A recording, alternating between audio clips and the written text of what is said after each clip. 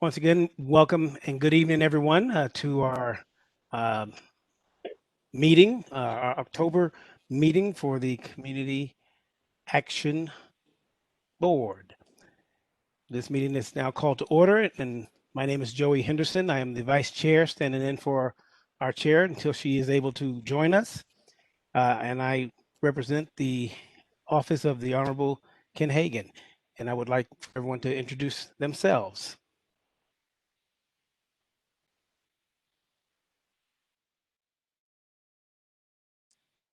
Or Jerry, would you rather me just go ahead and read off who I see?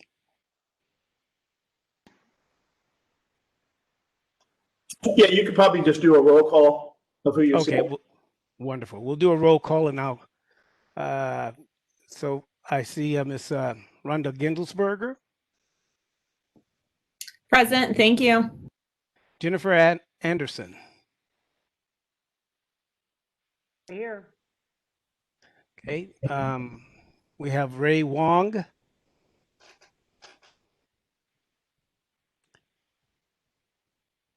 and please acknowledge Ray. We have Santos Morales, Good evening, present. Derek Guida, Good afternoon, everyone. Christine Long, Hello, everyone. I'm here. Samilia Davis. Good evening, everyone. Present. We have Angela Madero, Good evening, I'm here. Yvette Lewis, Present. Marcia Sedano. Present. We have Pat Simmons, Good evening, I'm here. Chin Mai, I'm here. Regina Gambrell. Good evening, everyone. I'm here. And with the birds whistling in the background. Wonderful. we have Maria Gillis, Good evening, I'm here. Kelly Mistrada, Good evening. I'm here. great. We have William Thomas, Present, sir. awesome. Sharon Gordon, I am here. okay. And we have WRAYS. And I'm sorry, I don't know that name. Miss Shelley, that's Miss Shelley Hamilton Ray. Oh, thank you, Shelley. I'm sorry, I'm here. I'm looking at WRAY. Is that Ray? Okay. And Miss Audrey Ziegler. Good evening, board members. I'm present. Wonderful. Did I miss anyone? Noreen, I'm here. Noreen Copeland Miller. Yes. Yeah, and this is Dr. Myrna Hogue with the school district. I'm here. Dr. Hogue. James Gerard with Hillsborough County staff. James Gerard.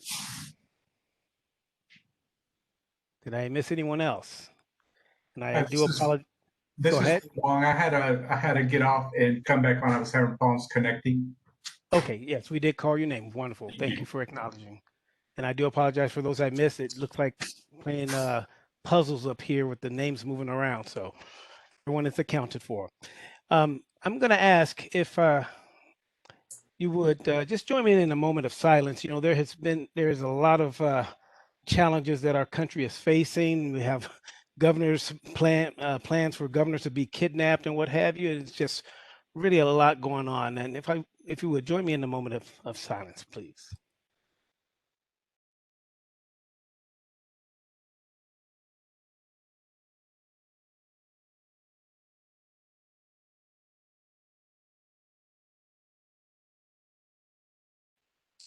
Thank you. And we look forward to a positive meeting. I just want to remind you that if you are not speaking, to please put your phone on mute. And then also we would love to see your face and have you join us in our meeting. With that, please join me in the Pledge of Allegiance. I pledge allegiance to the flag of the United States of America and to the republic for which it stands, one nation under God, indivisible, with liberty and justice for all. Thank you. Let me get Mr. Morales. Would you be so kind to read our mission statement? Yes, of course. Yes, good evening. The Hillsborough County Community Action Board partners with community stakeholders to stabilize and empower vulnerable individuals and families to achieve self-sufficiency through advocacy and essential services. Excellent. Thank you very much. And with that, you have received the agenda from Mr. Guida. Can I get a motion to approve the agenda? Or if there's a change, please acknowledge. I make a motion that we receive the agenda as presented. Thank you, Ms. Copeland Miller. Samilia Davis, I second. Santos, I second. Okay, we'll go with Ms. Amelia Davis, and thank you, Mr. Santos, as well. With that, we'll go ahead and move forward. I don't believe we need to have a vote on that. Am I correct? Okay. We'll go ahead and move forward with the standing committee reports, and Ms. Rosa Hill, has she joined us yet? Okay, we'll put that at the end, and in case she is able to join us.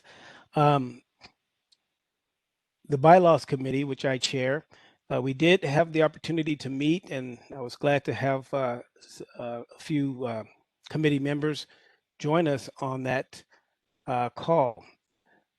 The bylaws we had, Derek, did you send that out to all the members?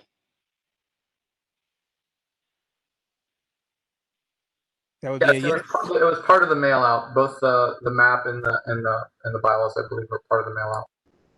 Okay, thank you.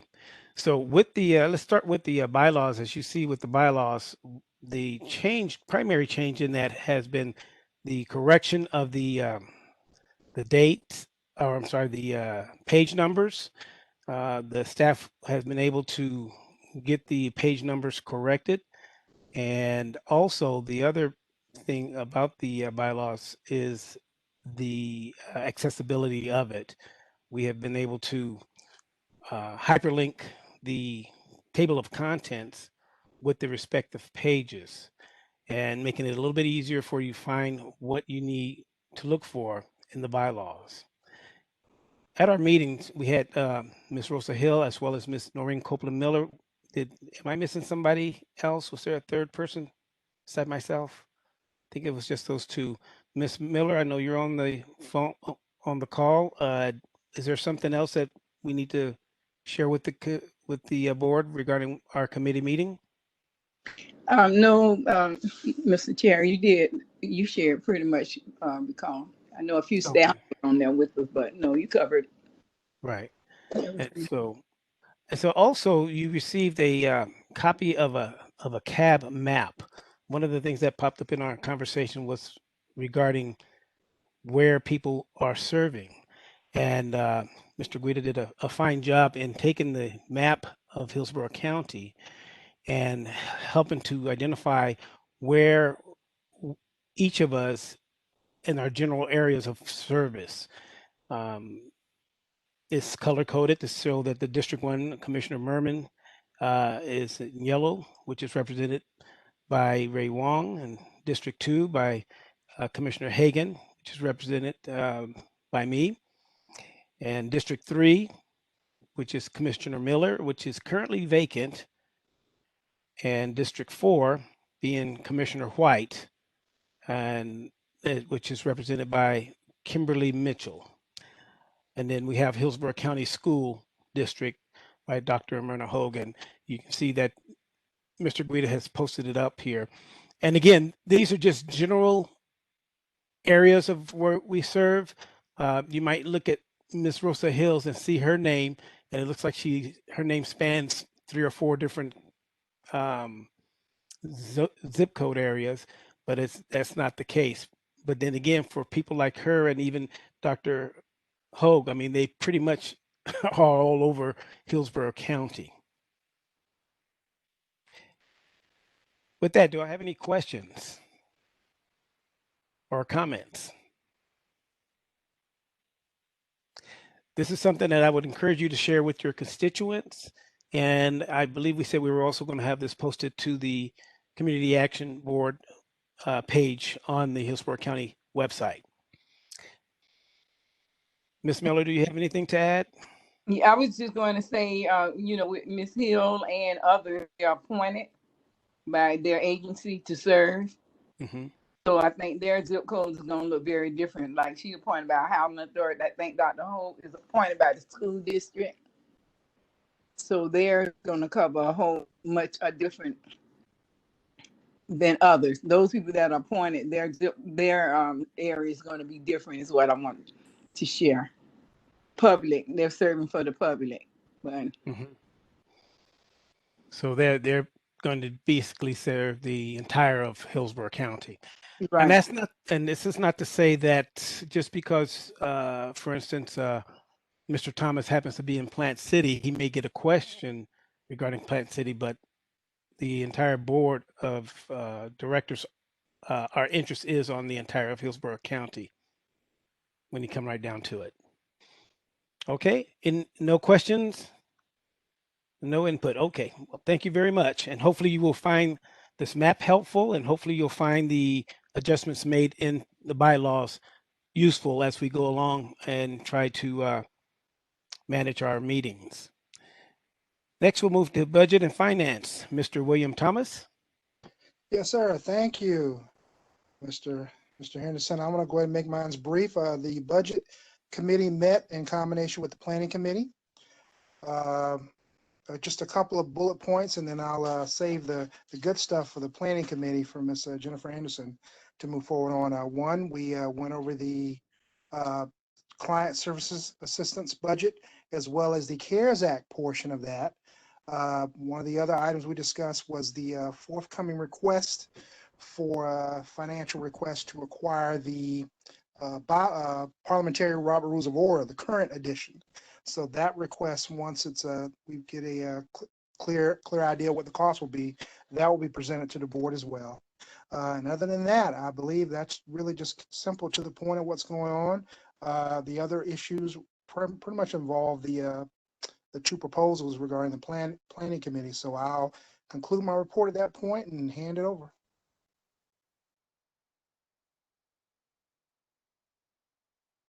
Thank you, Mr. Thomas. Do I have any questions for Mr. Thomas?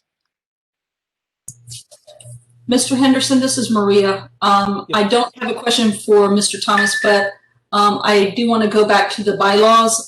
You may want to get a vote on the bylaws so we can be in compliance with the organizational standards. You know, and I just saw that I had the word draft written on the bylaws. Question, however, we didn't make any substantial changes in terms of the content, I believe, correct? Correct. I would just say that the vote is to receive the updated bylaws, just so it's on record. Okay. Well, with that, and again, the updates being that the bylaws have been hyperlinked as well as corrected in terms of the page numbers. May I have a motion? Make a motion that we accept the bylaws with the updated revisions that were made. This is Noreen. Thank you, Ms. Copeland-Miller. Marcia Sardano, second. All those in favor? Aye. Aye. Aye. And any? Very good. And any opposed? Okay, so the new bylaws can be accepted. And Mr. Guido, if you will go ahead and make the adjustments and remove the word draft and redate it to the, I guess, the approval date as far as the revisions, then we'll have that ready to go. Thank you very much. And thank you, Ms. Gillis, for bringing us back to that. We'll move down to planning and evaluation with our past president, Jennifer Anderson.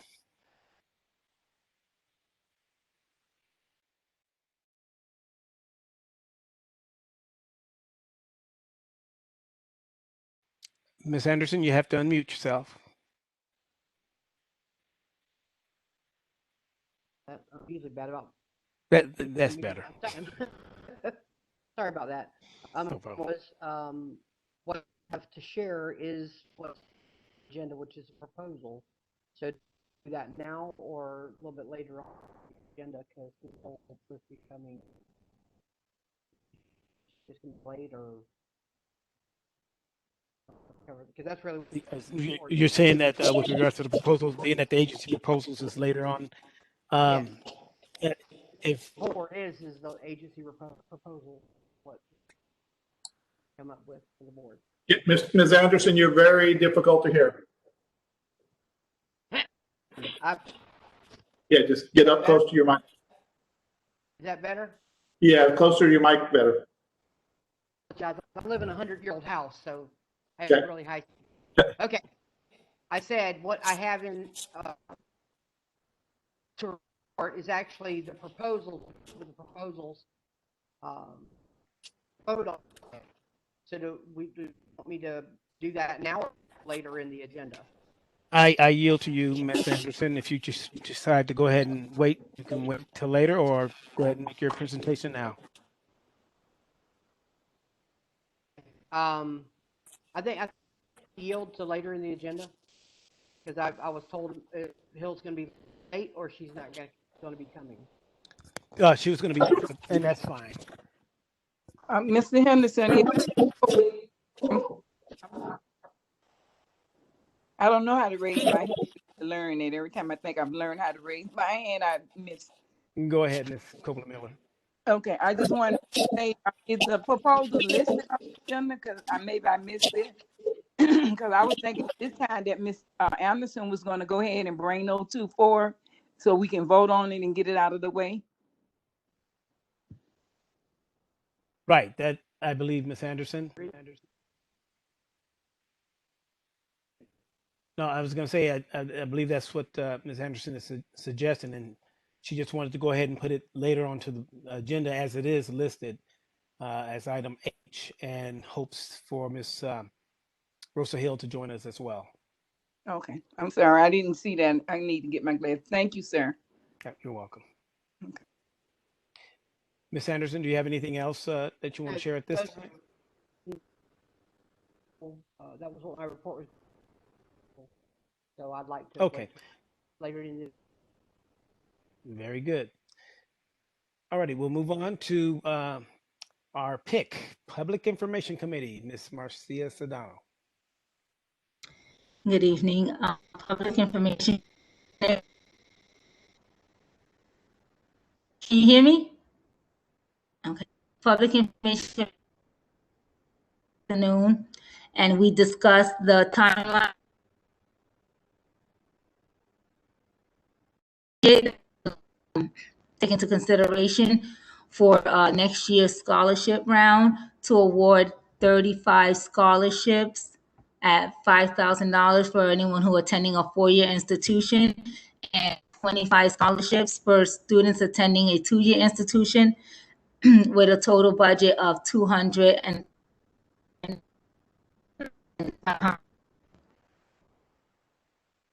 will be brought up at the budget.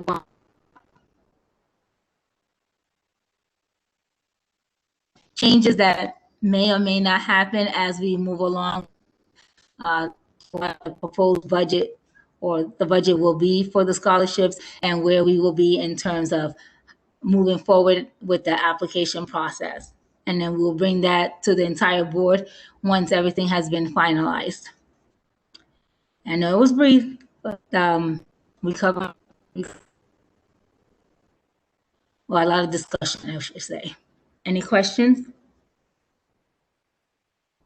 So now this is William Thomas. I have a question, if I may. Yes. Again, just speak on the outside in, and I like to know that I'm not part of the Public Information Committee. I'm working actively with two others, but would like to ask respectfully: has anyone discussed the non-collegiate support regarding trade, those who take a trade or certification? Yes, that is going to be discussed, and that is something that is going to be considered. You're talking about anyone who wants to go for any certifications Okay, or any yes, training that's trade. correct. Yeah, I think that was something that was already approved and would be considered. Okay, appreciate it. Thank you so much. Okay. And when is the Ms. Sedano, I have my hand raised. I don't know if you see that or not. I apologize. Jennifer Anderson. Exactly when are we going to start this next coming up to start publicizing and what have these scholarships?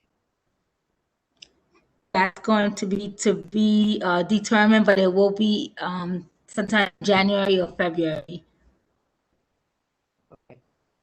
All right. And I apologize for the meeting today because I didn't want to be there, but thank you. I apologize. I'm having trouble hearing you.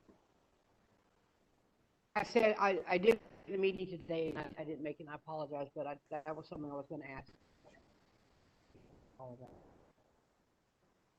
Thank you. Thank you, Ms. Anderson. Thank you. Are there any other questions for Ms. Sedano? And also, I was a part of that meeting, and thank you for bringing that up, Mr. Thomas. And as Mr. Sedano said, we did talk about that and making sure that those students' applications are welcomed to be submitted.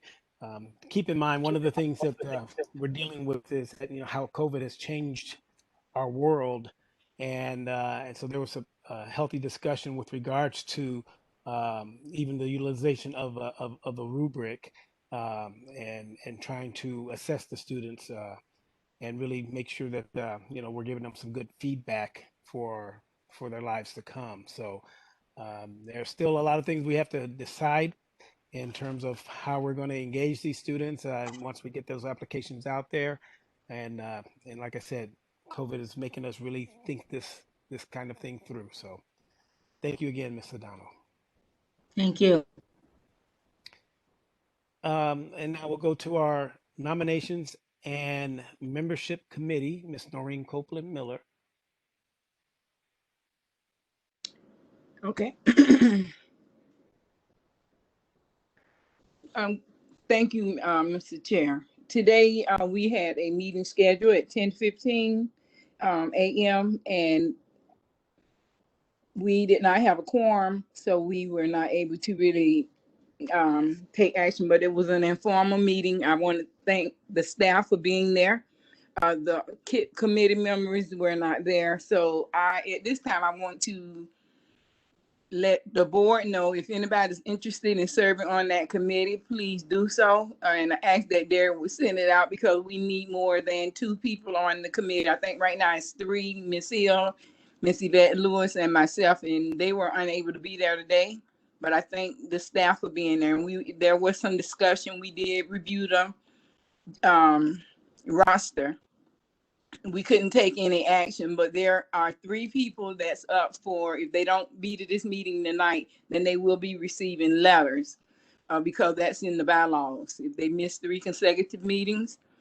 And I do want the board to know, board members, please come and join the committee because we need all the help we can get, because that determines if we're out of compliance, then we're out. And our board comprised of 21 members. Right now, we're down 2 and may possibly be down 3. So we're going to be out of compliance when time comes to report to DEO. And I do ask if anybody have any resumes or anyone they know that's interested in serving and they meet the criteria, please submit their resume.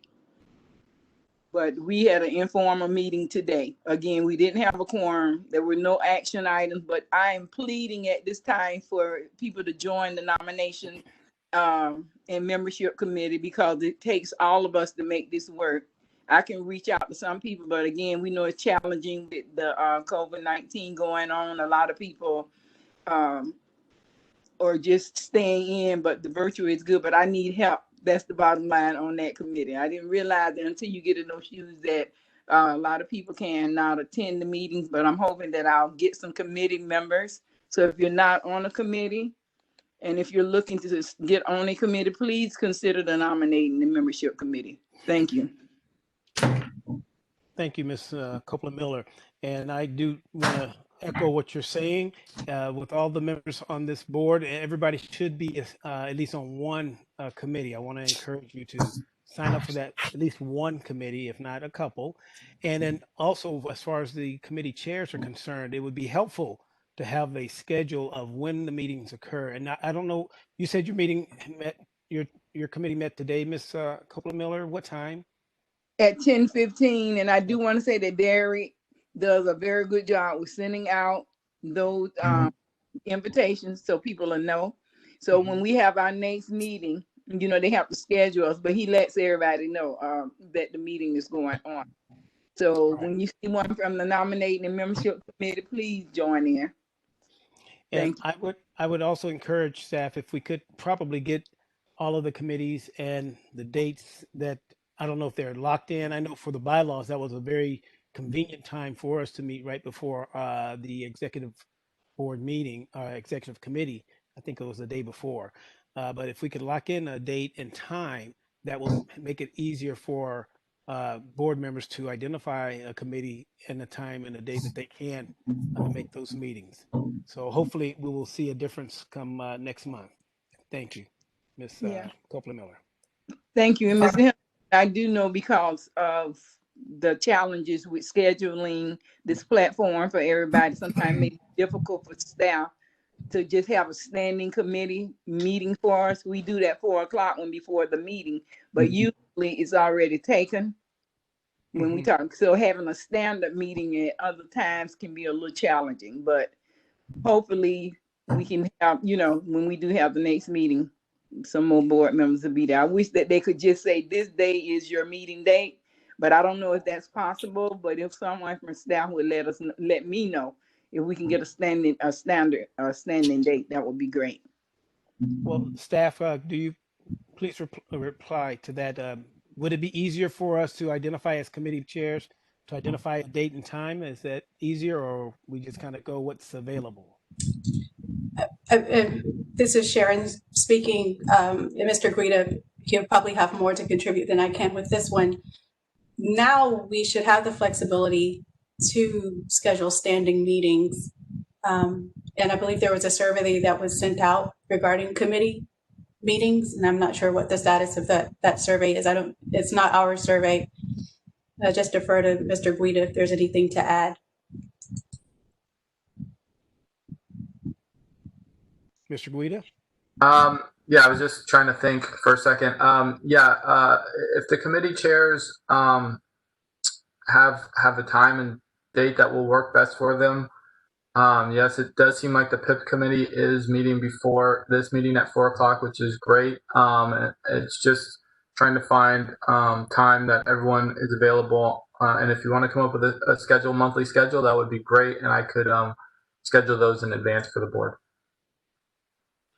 Just let me know. Okay, thank you very much. That would be excellent. So committee chairs, if you would inform Mr. Guida in terms of when you would like to have your committee meetings and the time.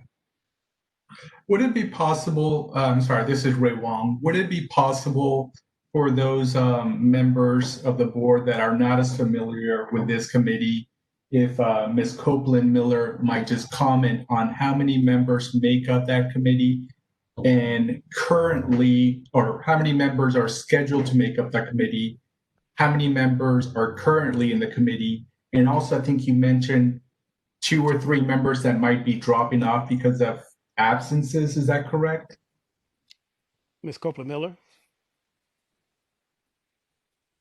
That's correct, because if you miss, in your bylaws, if you miss 3 consecutive meetings, then you come up, you know, they'll send you a letter, but you can be removed from being on the board.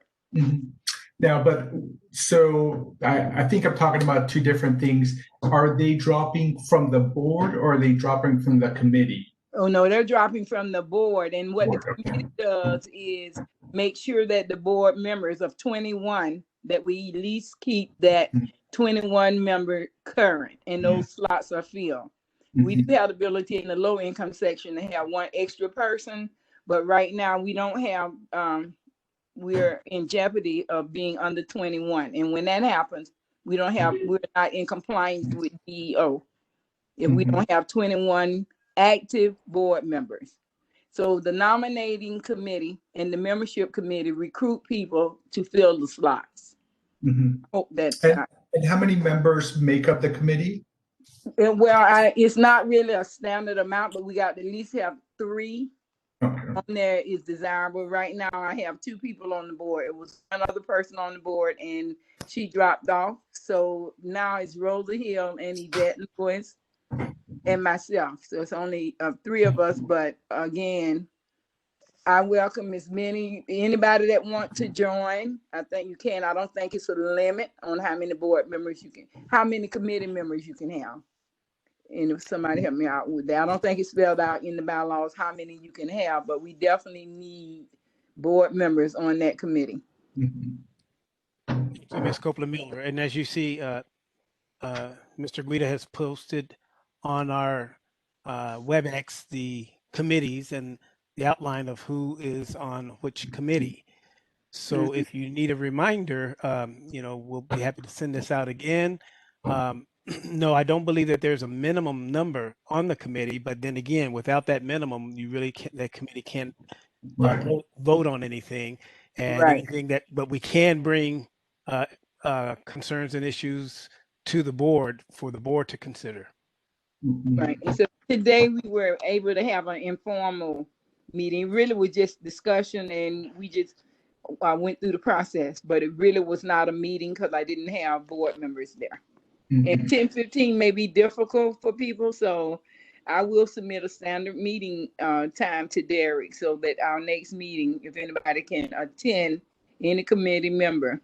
And if you're not on a committee, please sign up for this committee. It's a critical one. It's vital to the board to be sustained and also to be in compliance. And compliance is a big deal for this board, and we have a robust board of 21 members, so we have to always make sure we have 21 active people on the board. And right now I think we have I believe it's 18.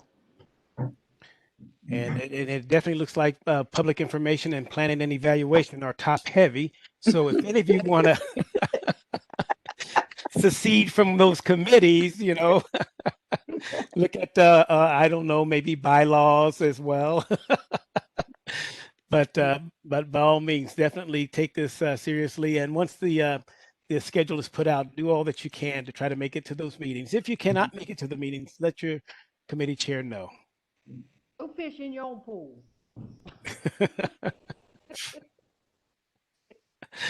I am in my pool. Okay. Any other questions for the nominations and membership committee? If not, I'm sorry. and if not, we'll go ahead. There are a couple of people who have joined the meetings. Hello. Hi. Yes, this is Christine Long. Hi, Christine. I'm sorry. Hi. That's okay. I was just wondering if the virtual meetings are going to be allowed to continue both at the board level as well as the committee levels. Staff, do you have an answer to that? Ms. Gordon? I defer to Ms. Ziegler or Ms. Gillis. Okay. I believe Ms. Ziegler is going to give an update during her portion of updates, if it can wait. Okay. Thank you very much. I just saw Ms. Gordon's smiling face there, so I didn't know what staff to call. All right. So we'll hopefully that. I'm sorry. I was going to say, Christine Long, thank you. Please consider joining. Thank you. Okay. With that, we'll with regards to the executive committee, and is Ms. Rosa Hill on yet? She is not. Suffice it to say that we did meet and had a very robust meeting in preparation for our CAB board meeting. With that, I also want to welcome a few other board members who have joined the call. I see Mr. Gabriel Brown. Is he still on? I've been on since the beginning, but okay, he's been on. And then Osea Wynn. Ms. Nguyen, are you there?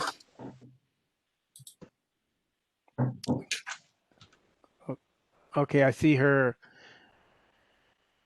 identification, but I don't hear her. And is there anyone else who joined the call that we might have missed? Mr.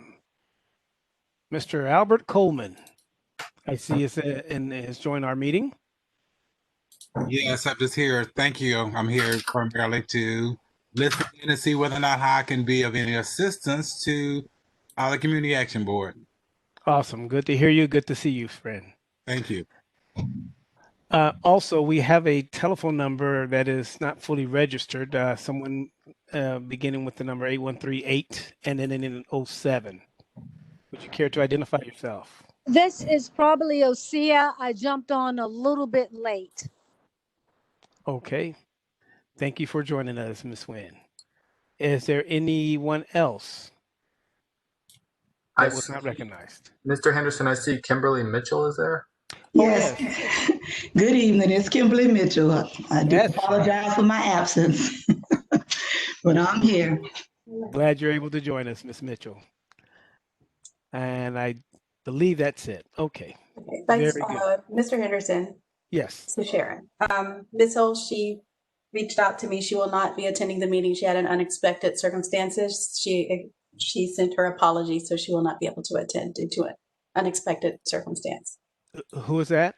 Miss Hill? Oh, Ms. Hill. Yes. Yep. Okay. Okay. Well, we pray that everything is okay with her. All righty. Thank you for that update. Mr. Chairman, Mr. Henderson, if I may, I want to revisit the membership nominating committee since Mr. Albert Coleman has graced us with his presence. I appreciate that. And You may. I spoke with him briefly about Commissioner Miller replacing aid.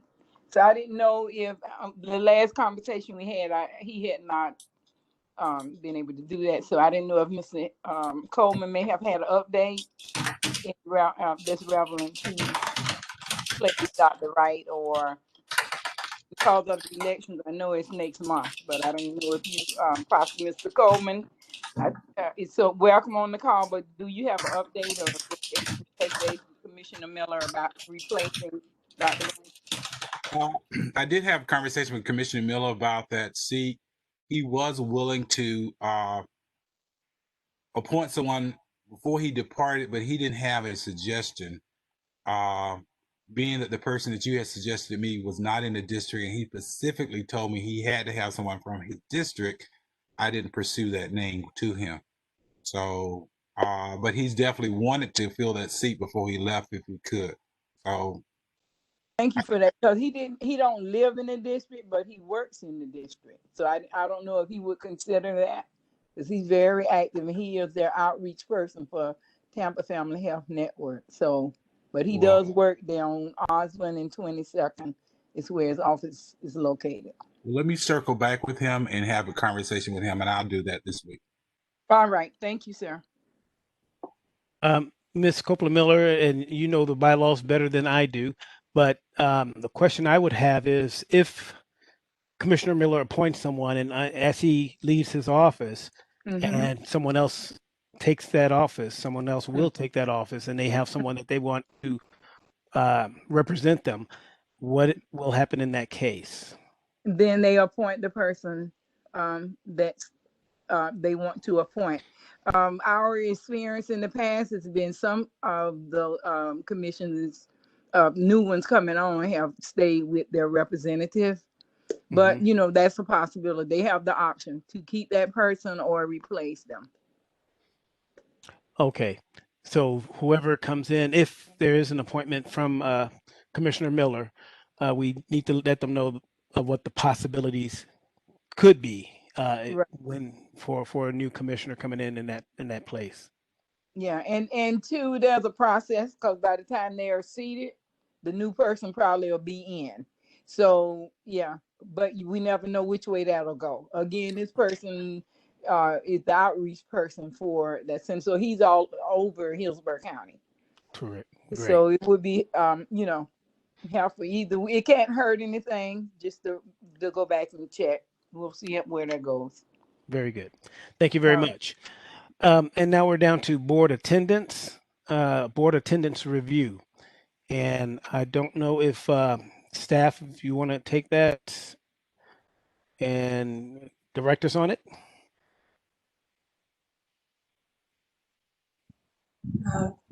This is Sharon Gordon. I was trying to find that on the agenda. However, during the executive committee meeting and during the nominations and membership committee meeting, they reviewed the attendance roster. So now we're to, depending on who attends this evening, 2 individuals on the board who will receive a letter regarding their attendance, since it will be 3 consecutive absences. Mm-hmm. Is there anything else that? I think that's it. Okay. And I apologize. Actually, I've been looking at our executive board meeting agenda. That's why you don't see it on there. Okay. Well, the next thing I have on here is board training. Is that in order? Yes. Without having to hunt for the other agenda. Okay. Go ahead with regards to board training.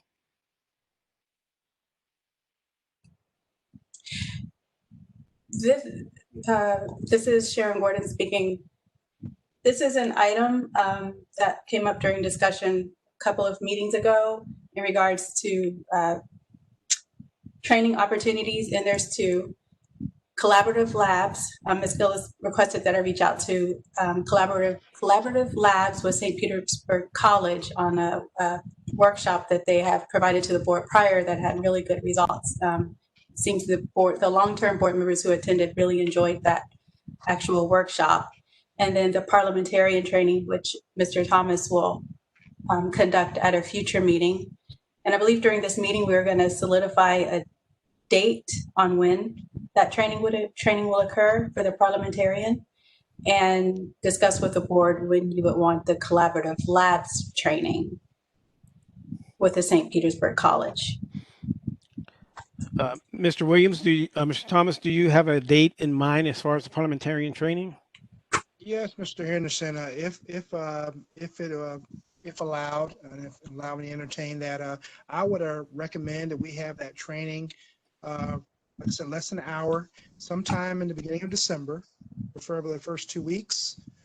I am aware that traditionally we have held strategic planning during that time frame as well.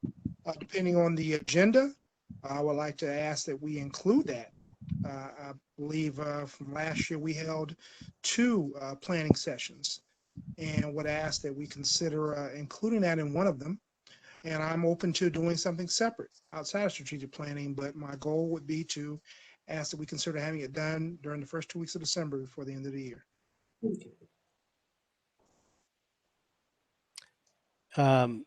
Any comments, staff? Do we normally have that training, the strategic planning training, as Mr. Thomas says, around that time of the year?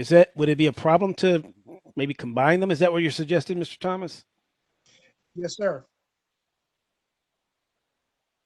Okay. Go ahead. Okay, Mr. Chair. Yes, ma'am.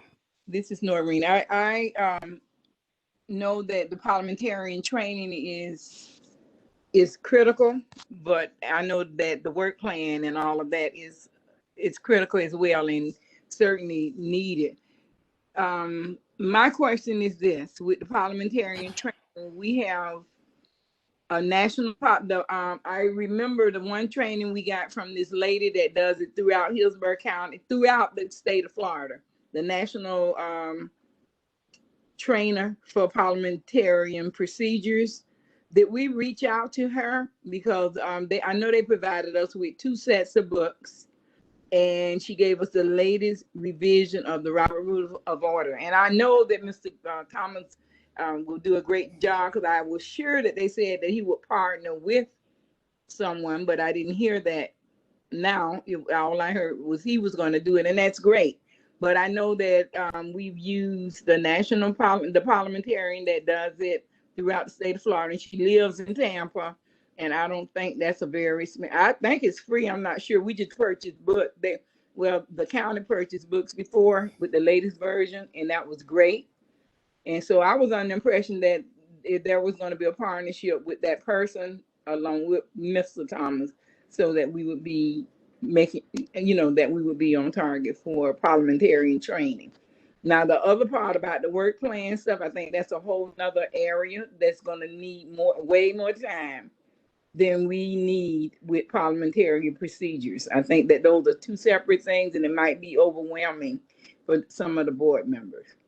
I don't know. That's just my thoughts on that we keep them separate, but we also reach out to the national trainer that does it and a partner to make sure that we are all on target with with parliamentary procedures, because that's a day training in itself. Thank you.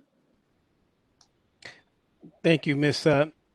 Copeland-Miller. And you may be referring to Ann Giberson, who's a parliamentary professional. I've met her before, and lo and behold, she's we hire her at where I work at Greater Tampa Realtors to help guide us in our parliamentary procedures and for our board meetings and what have you. So I don't know if you're referring to her, but what is have any other conversation, any other thoughts on this? Joey Henderson, William Thomas again. I totally, I have no issue at all. I commend Ms. Noreen Miller's comments, Copeland Miller's comments. I recall that training at the Regents. Yes, the HCC Regents, and that was very good training. To my understanding, the requirement was a refresher training, and I will put this out there again. It's for the board majority to move on. We can do refresher training via myself, or we can bring a vendor in. I'm open to either or, and to be quite honest with you, I'm not looking for extra work. I take the lazy person's role, for lack of a better word. So I am totally open to revisiting bringing that individual back in to do a refresher training, and whether the board decides to go that direction or note that they prefer me to work hand in hand with that individual, however way it may look. I think training is training, and it's wonderful. So I am open to whatever the board and majority suggest. This is Osea Wynn. Question: do we know how many people need the new full training and how many need a refresher? And then that can kind of help guide which route or which way we take. Miss Wynn, I think you're kind of reading my mind in that, because as Miss Miller said, it can be pretty intensive. But then again, do we need to go take it that far? Because the reality is that most of us on this call, and probably every last one of them, that I know many of you personally, and you use parliamentary procedures, and not that I definitely am not one to use it correctly all times. That's the reason why we have a parliamentary procedure person to watch out for those types of things. But that is a good question. Do we need to have a full intensive type of training, or do we need to have something that really kind of covers the basics, and so that we can move forward? Mr. Thomas, you were about to say something? Just chiming in, Chair. I totally concur. My direction would be refresher is the term I would use, with the presumption that most of us, if not all, have some experience. I believe that's probably one of the reasons why a lot of us were selected, appointed, or voluntold to serve on the Community Action Board due to our workings outside in various assets of the community. So again, I'm with the understanding of a refresher training. There has been some revisions to the parliamentary procedures during the past, I believe, 3 years. And I would steer in that direction. But again, I yield to the board majority on what direction we need to take. Mr. Vice Chair, if I may, this is Audrey Ziegler. Yes, ma'am. So while I'm definitely not trying to give Mr. Thomas additional workload, when we met with the board chair for her kickoff meeting for this year, she did express an interest in having a refresher training. So that's how that subject matter came about, as a refresher. And Mr. Vice Chair, this is Maria Gillis. Just to piggyback on what Mr. Thomas said, staff is already looking into purchasing the updated versions of Robert's Rules for the entire board. So either way we go, we will order those supplies for all board members. Awesome. Thank you. That's a great benefit. Okay, Mr. Henderson, Chair, Yeah. if I may just to follow up on that, again, I yield to the board because again, I think it's important for the board majority to make a decision on which direction. I have no issue with either direction. Again, I would recommend we take a refresher approach regarding training, whether it be a vendor, whether it be a combination of a vendor interaction with the parliamentarian, or whether they prefer based on the options just solely myself. But again, just to reiterate, I am totally in favor of pursuing the refresher angle regarding parliamentarian training. Mr. Thomas, if I may, this is Maria Gillis. I just thought of maybe a third option. Maybe we provide a refresher to the entire board, and then if any board member states that they need the full training, maybe we can look at maybe purchasing just that training for those individuals. I'm all in favor. Okay, Ms. Mr. Gillis? Chairman, this is Ms. Copeland Miller, and thank you Yes, ma'am. for that. And certainly, Mr. Thomas, I know will do a great job. I was just thinking in terms of our board having a number of new members, and I know that we all get training on the job and how many, as Ms. Wynn said, who really needs it. But the Robert Rules of Order change yearly. So with a revision and refreshing, I think bringing in the lady that you mentioned, your company use on an annual basis. At this time, the board has the opportunity to bring in that trainer and also partner her with our parliamentarian. And I think it would be great for them to co-facilitate together. And I think this is an opportunity to make sure that we have the latest revisions for Robert Rules of Orders. Because as much as we think we know, a lot of times we've been working so hard till when things change, we can get complacent. Let me just say that. And it's nothing, I know Mr. Thomas do a great job. I think it's an opportunity for all of us and him to partner with the lady that you mentioned and get those resources. And I think it's open to us throughout the year. And with this new environment we're in, we will always have the ability if something comes up that we need to call in and clarify, we'll have that option. But again, that's just my opinion. I think it would be great to bring in the lady to co-facilitate with Mr. Thomas or him with her. But I would like for us to have I think she's the national trainer for the state of Florida, but she is in Tampa and she does a great job. Mr. Thomas, I know you do a great job as well. I just think it would be more beneficial for the entire board to have the opportunity, those who can. And it's virtual, probably, and it may be more reasonable than we think. So that's just my opinion. Thank you. Thank you, Ms. Copeland Miller.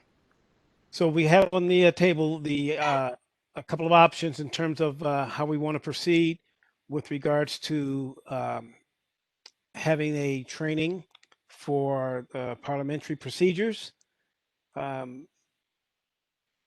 One is basically just to have a refresher course, or to have for the entire board. And as Ms.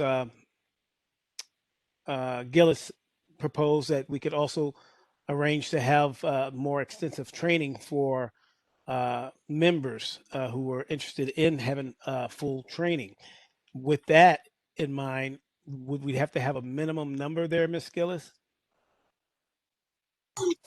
We would have to reach out to the vendor to see what the billing would be, and also how we do that training in the virtual world right now. So we definitely, staff would reach out to the vendor and get more information if we want to table that portion today. Mr. Thomas, what do you think of that? Mr. Chair, yes, I agree. I like the option of number one, pursuing the vendor. Again, I think it's always good to bring a level of expertise to the table when we have the opportunity to do so. So again, I'm in favor of asking staff to reach out to the vendor, to have those discussions, to select or to discussions to come up with an idea of what type of training we could do in the virtual world. And of course, with the alternative that things may change for the better in December.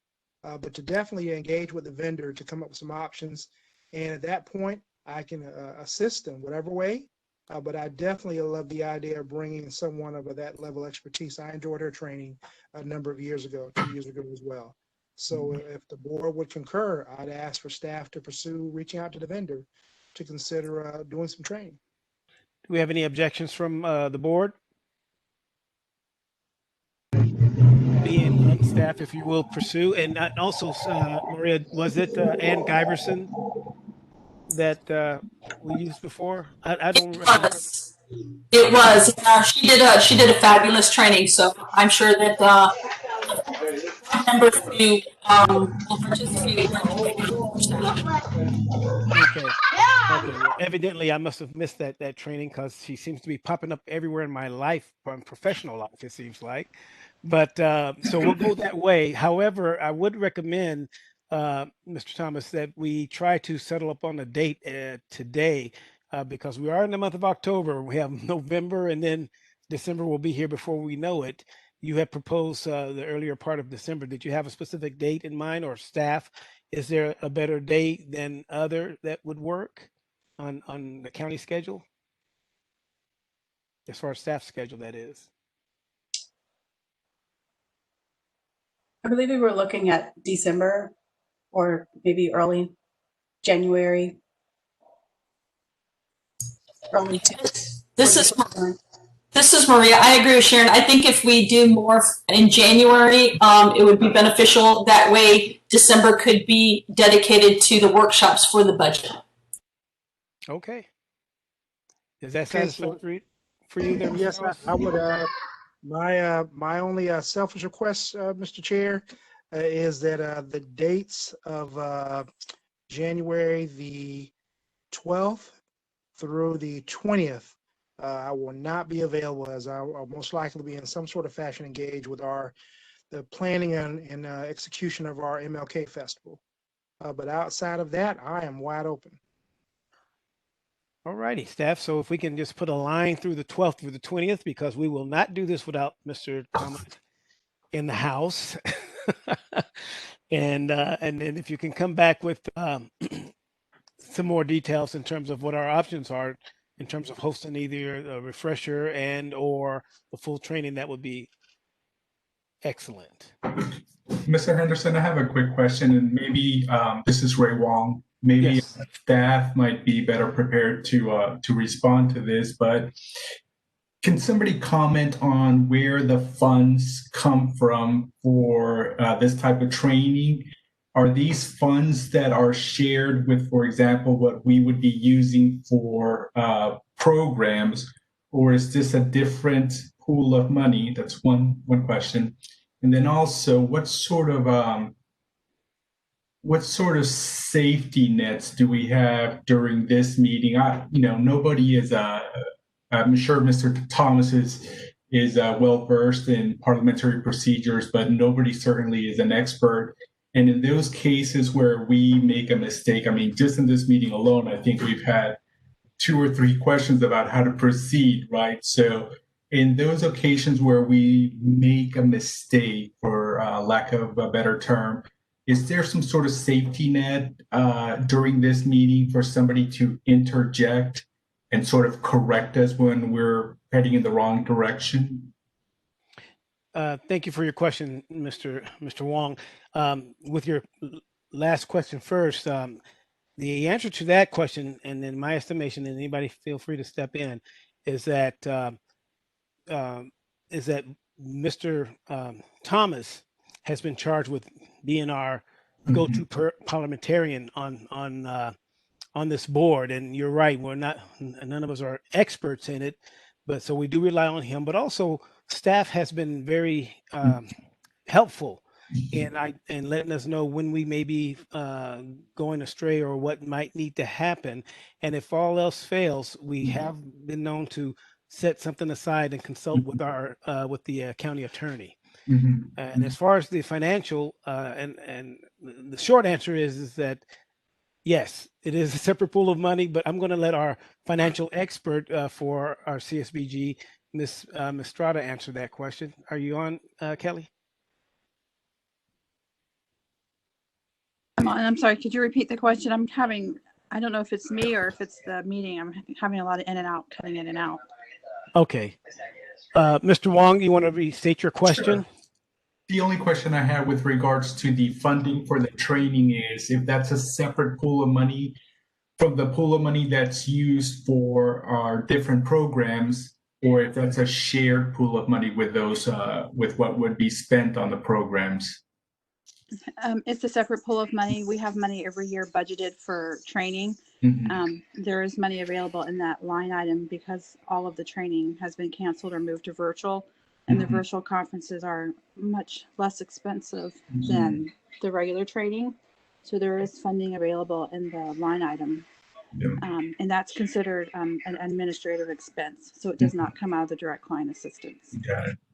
And Mr. Wong, this is Maria Gillis. Just to add to what Kelly stated, it's also a requirement for Community Action Partnership to provide training development component for Community Action Board members. So it's actually mandatory that we provide yearly training. Some of them are very geared towards exactly what we need to teach, but other things are kind of open for just CAB member development. So this would be under that CAB member development.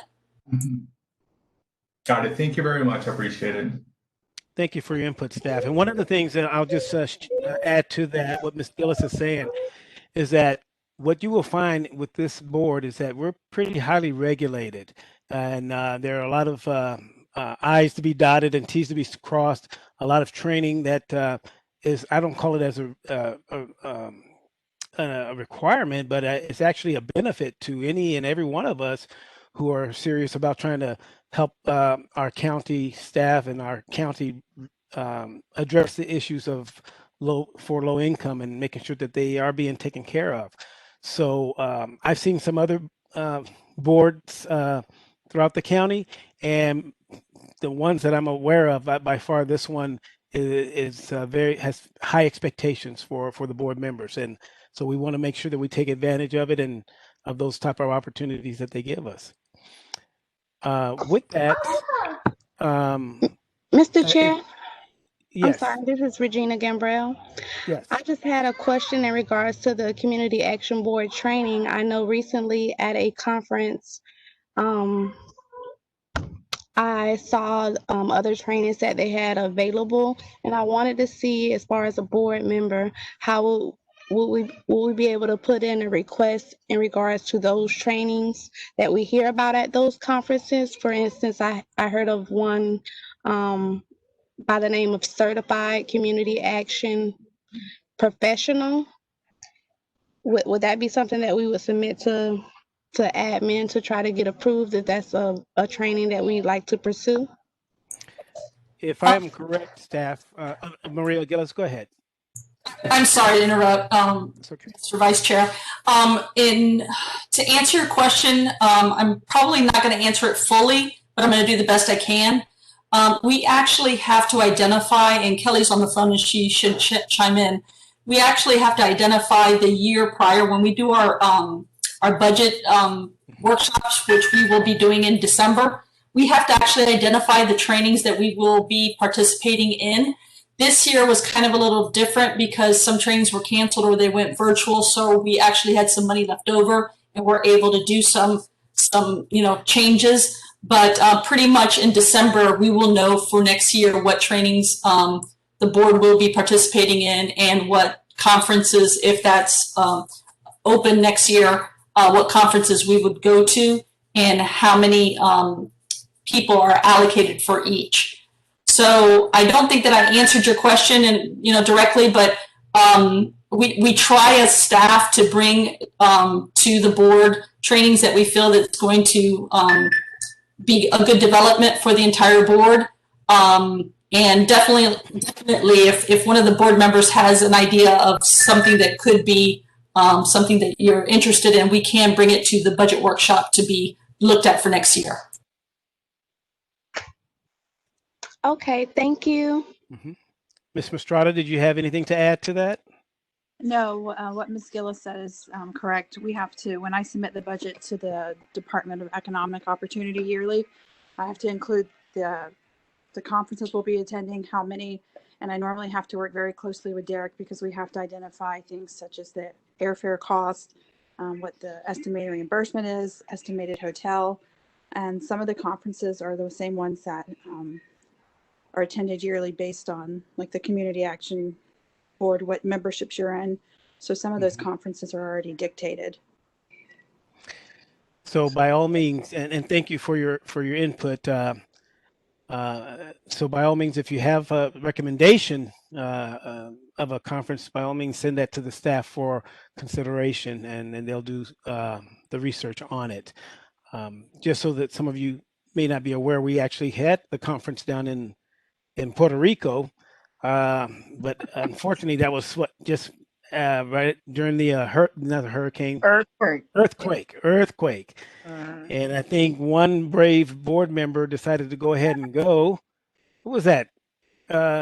Miss Anderson. That's who it was. The adventurer. But and it's not often that conferences occur in such off-continent locations, although I'm still waiting for Hawaii. But just keep your eyes and ears open, and these conferences are definitely worth attending. All righty. With that, we'll go back up to our collaborative labs. We needed to. Anderson, I'm sorry, I'm Mr. Chair. I just wanted to say thank you, Ms. Gillis, and all of them for that. I hope that they include in the workshops in December the governance work that I submitted for 81 memorandum, and it's about program governance. And I think that all board members would benefit from that. That training, I went to the national conference. It was virtual, but it was a great informational item. I think will open up. It would be beneficial to the board members. The program governance that govern us, but also 81 memorandum 81. I send it to Derek, and I was hoping that they would send a summary out to everybody so you could see what that encompasses. As we talk about a tripartite board, what you all are.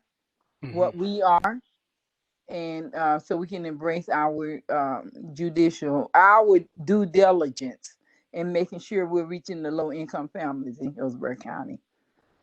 So I hope that workshop that I submitted is on there in December, the program governance workshop, and it's memorandum 81. Thank you. Okay. Thank you, Ms. Copeland-Miller. Any other comments? Okay, This is William. Okay, go ahead. Just as on a final note, because there were a couple of good points that were brought up. Taking advantage of the climate right now, a majority of our meetings are recorded online. And this cat was kind of spilled out a little bit. My intention was to dive into part of the refresher training was that now that those meetings are online and recorded, now that we're approved to have a vendor we reached out to definitely go over those meeting minutes and match them up with the agenda. And I would anticipate that if this thing does work out, the trainer will be able, instead of scrolling through the countless hours, we'll be able to look at the agenda, go online to each meeting and look at the action items, particularly where we vote and take action and determine whether the Robert Rules of Order were followed. So definitely giving some meat to an opportunity to be trained on and see where our weak points are. And that was definitely my agenda as far as the refresher training. So to point out, yes, there's definitely probably some vulnerabilities, and the best way to find out is to have some information to present to a trainer to do that. That's an excellent live action type of situation you're contemplating. So by all means. Okay. Collaborative labs. Can we talk about that for a moment? In terms of the training, Mr. Thomas, is that you? No, I think that one's off on me. I'll Okay. yield. So I go to staff in terms of we need to set a date, or do we need to vote on approving the collaborative labs, or are we ready past that? It really hasn't been discussed during the Community Action Board. That was discussed during the executive committee meeting. The proposal was provided during the executive committee meeting. The proposal is in this board packet. At least I didn't see it in this board packet. However, yeah, they would facilitate the strategic planning process, and they can provide it through a virtual platform. They also have a high-tech area that they can provide in person, but right now we're virtually. And they, up to 50 attendees, a full-day workshop at $7,800. They design and facilitate the session agenda. They do breakout brainstorming, coordination, report outs, polling. It's very interactive from what I've listening to the lady that I spoke with. They also do real-time recording, video transcripts, screenshots. I believe a popular part of this, I've never attended, but I understand other board members have attended, is that they have a business illustrator that actually illustrates the entire strategic planning process for those who have more visual learning. And so yeah, that's a full day, up to 50 attendees for $7,800. And the purpose of having the collaborative lab is to develop a strategic plan? To facilitate the strategic planning process, yes. Okay. I can. Sorry. Mr. Vice Chair, yes. Also, what Collaborative Labs did the last time is they took our needs assessment and they brought it to life, and they really took pieces of it and really dug deep into the areas of most need. They were able to look at the low income areas in our area. So they really did, our needs assessment is great, but they really dug into each piece of the needs assessment. So that's probably what they would do again, is really tap into our needs assessment and see what the vulnerable areas are and how we could assist those families. Ms. Gillis, when was the last time we had collaborative labs? Oh, I think it was 4 years ago, 3 years ago. Yeah. I think it's closer to 4 years. It's becoming a fog for me because I'm trying to remember, where did we have the collaborative labs people? So I can vouch for this organization and their operations. I recall when they first came on the scene. They're based in St. Petersburg, I believe, still, and I had gone through probably 3 or 4 trainings with them. Once while I was a board member at WEDU, and then a couple of times with my former employer, and then with one of the credit unions that I was one of my partners. And they do an excellent job, as Ms. Gillis says, in terms of really bringing out the nuances and helping us dig a little bit deeper and really setting a solid foundation for a solid strategic plan. And of course, as Ms. Gordon says, the illustrator that they have does an excellent job to put everything down visually, and that really is a motivating process. And at the end of the day, you don't feel like you've wasted your time or you're exhausted or what have you, because it is very interactive and very engaging. I'm interested in seeing what they do for virtual type of training. So with that, do we need to, the information has been presented to the board. What is your desire?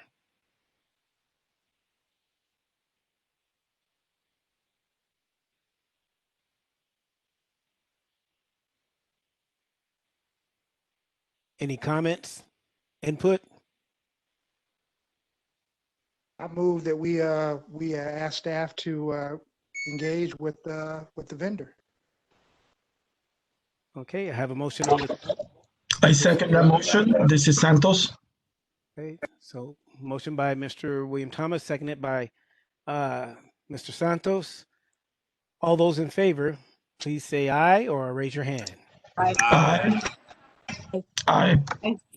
Aye. Aye. And do we have any opposes? Being that there are none, staff, if you will pursue this. Also, did you have a date or a month in mind for this this training? Mr. Henderson, what I was thinking is we reach out to the vendor, maybe get some input from them, and maybe get a few dates, and then do a doodle poll with the board members, if that's acceptable. That is acceptable. Thank you very much. Excellent. Okay, we'll go ahead and move on. I don't believe there's any other community action board trainings. I do have a question with regards to the budget. Is there the budgeting process or training? Is there one coming up or one that we need to be discussing? Staff? No, the next budget exercise will be in December, and it will be our workshops. Okay. When in December are those scheduled, or has the date been settled? We have not set a date yet. We probably will send a doodle poll out also to gather some information for setting those dates. Okay, thank you very much. All righty, moving on to item H, which is CAB member biography highlights. Am I reading this Good correctly? evening. We have Yes, Celia Mr. Davis. Vice Chair. Yes. Yep. Oh, I was going to say I'll take that one, but you can run with it. By all means, go ahead, Ms. Ziegler.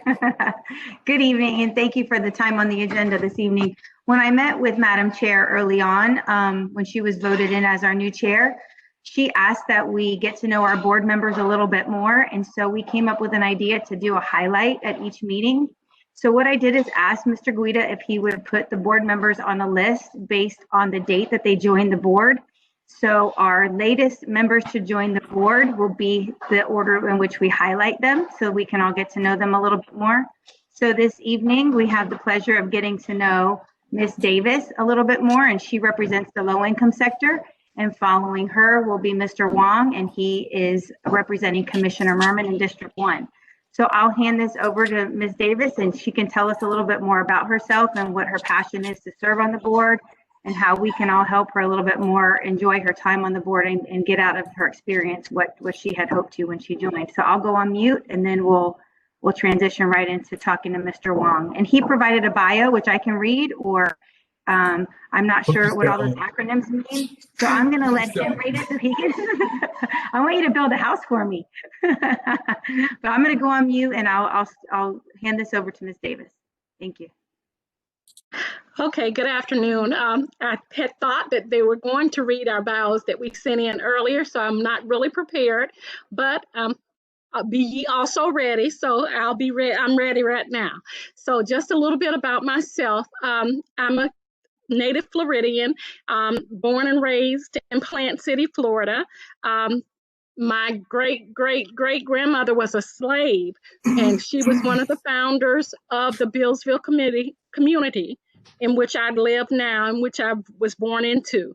I am married, and I have 4 beautiful boys, men, 4 grandchildren, 2 girls and 2 boys.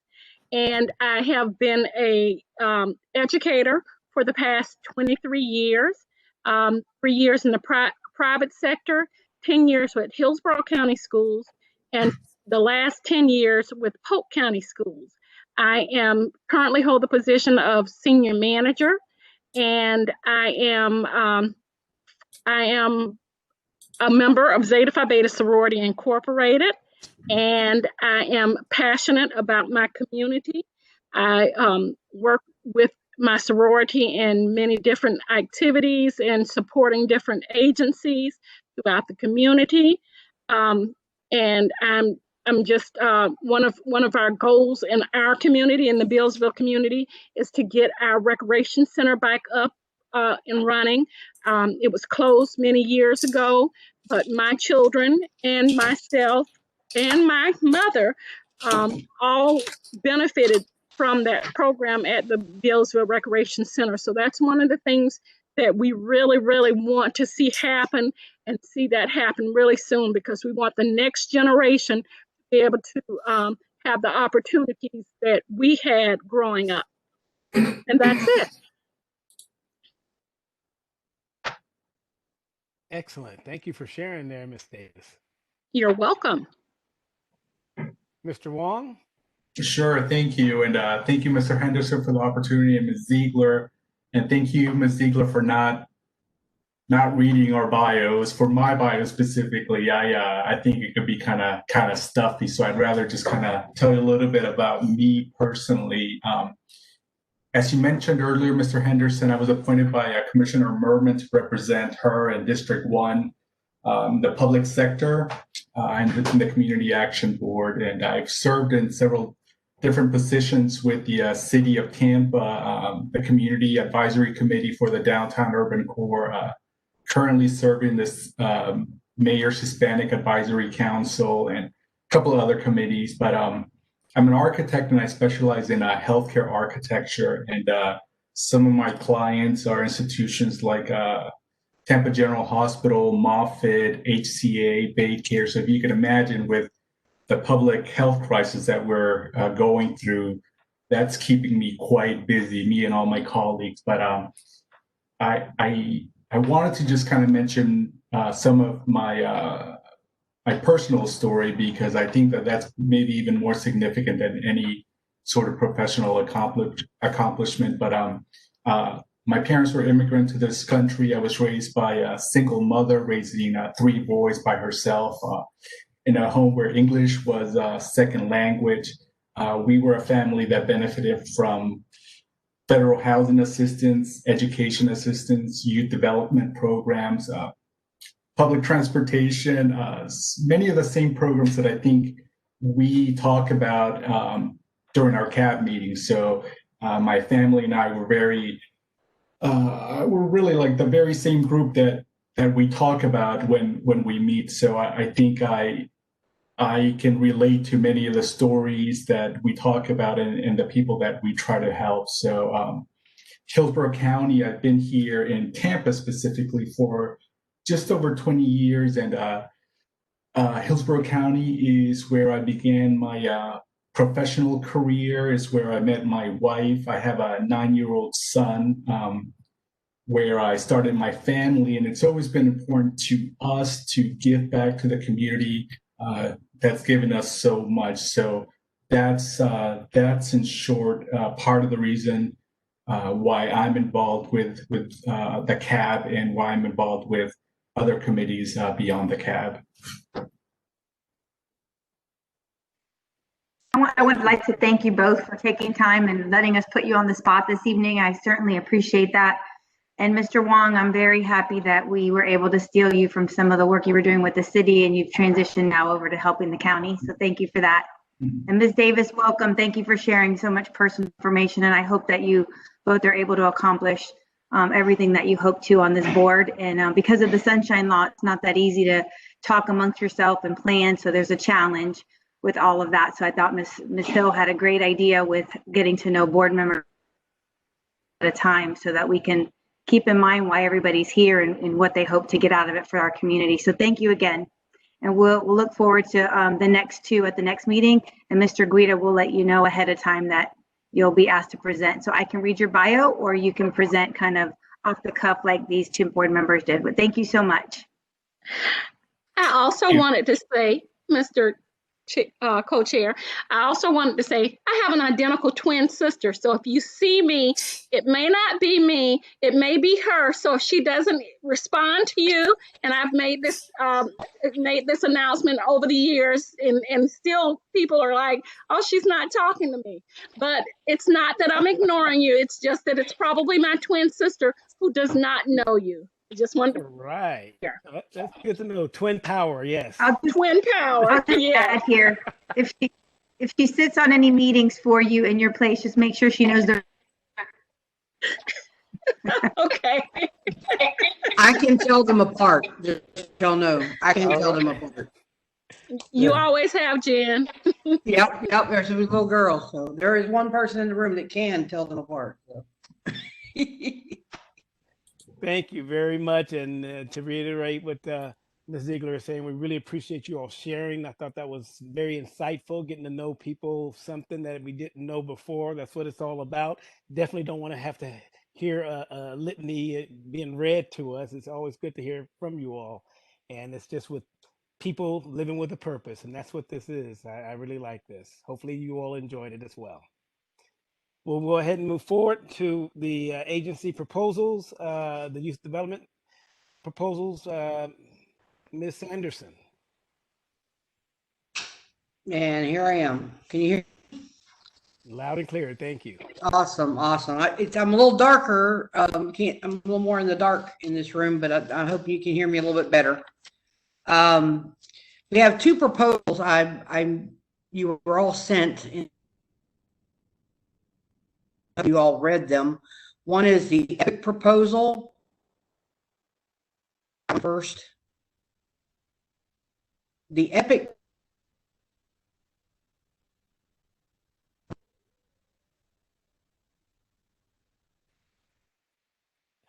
Ms. Anderson, you're coming in and out on us now. I apologize. We're losing.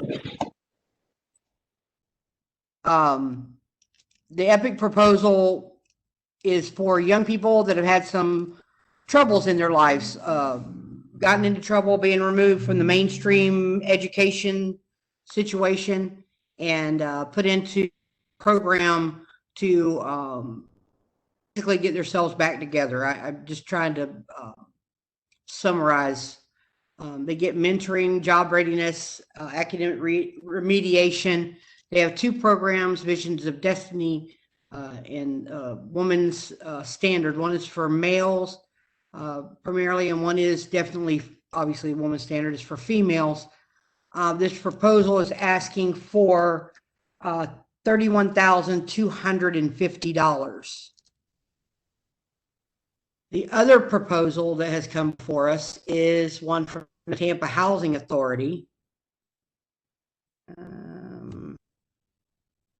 Is one that would actually be helping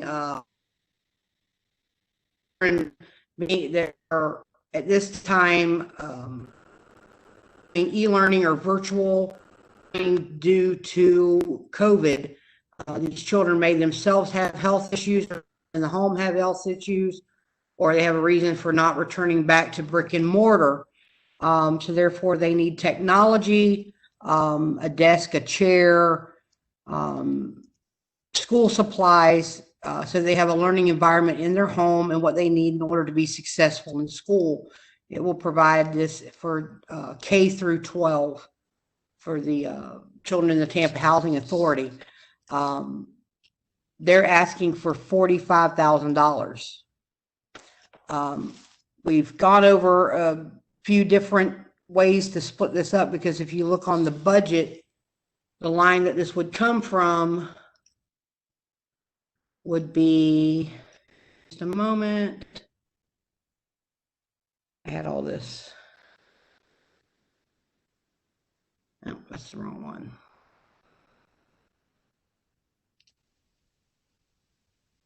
Okay, that would be the youth development, where the college and college explorer, we had 61,530, but right above that you'll see that $17,500 deficit will come out of that, which leaves us with 44,030 is what we have to spend.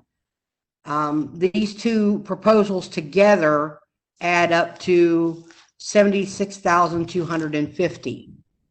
So my proposal today before the board is that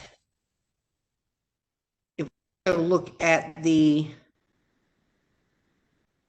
CARES Act budget,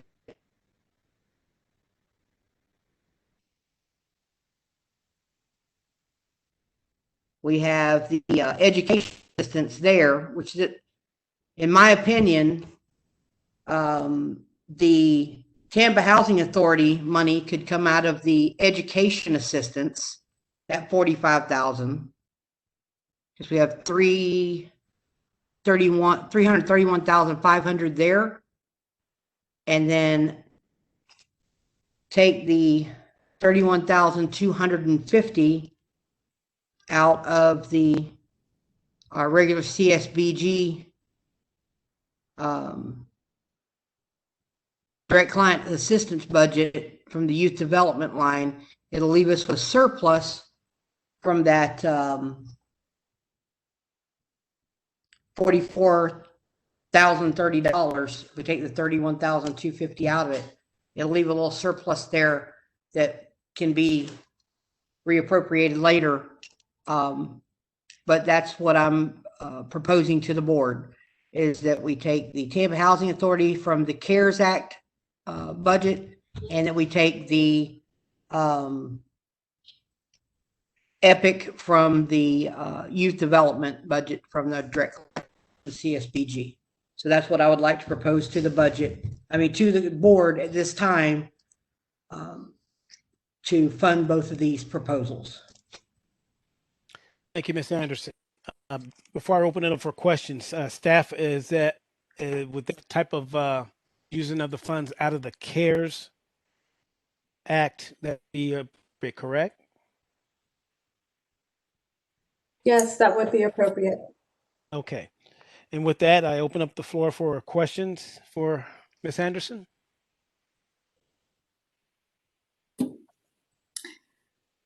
Hi, this is Christine Long.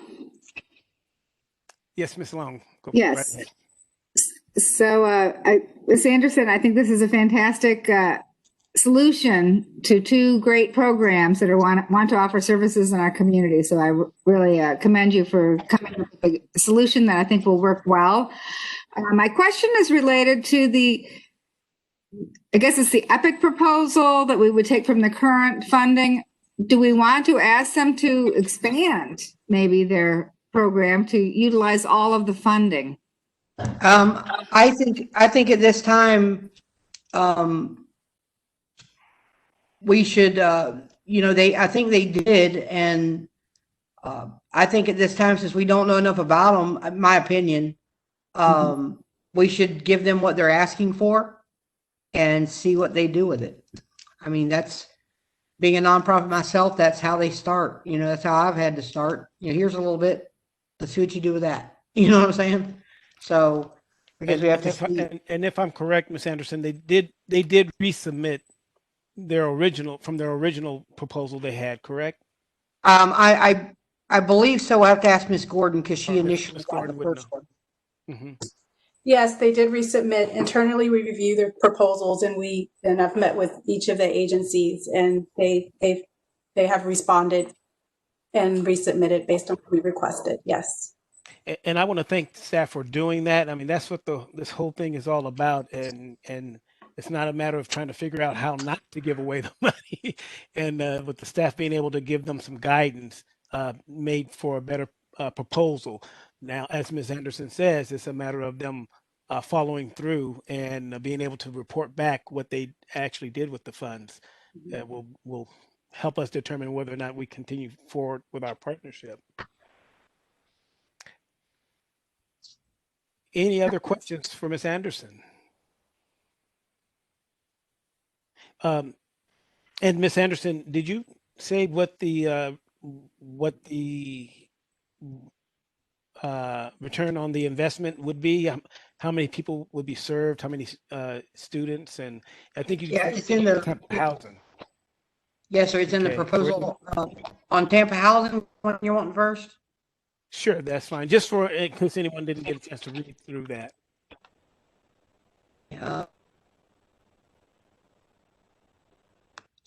I get this time. Let's see here. I apologize. This print is very, very small.